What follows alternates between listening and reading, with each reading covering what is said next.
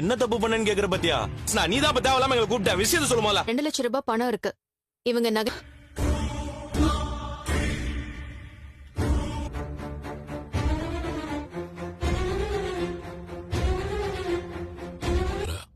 அவருதான் ஜெயில போய் பேங்க். உங்க அப்பா கிட்ட கேட்டியா?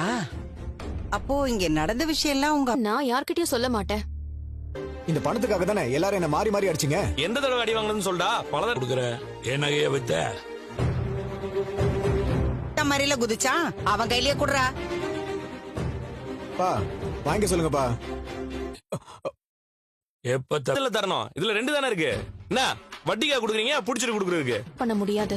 அப்ப இவன் கடை ஆரம்பிக்கும் போது 15 லட்சம் மொத்தமா அனுப்புனாரு. ப்ராப்ளம்ல இருக்காரு. ஆனா பா என் ஷோரூம்ல இருந்து என்ன ஏமாத்தின பொருள் கூட எனக்கு இன்னும் கிடைக்கல.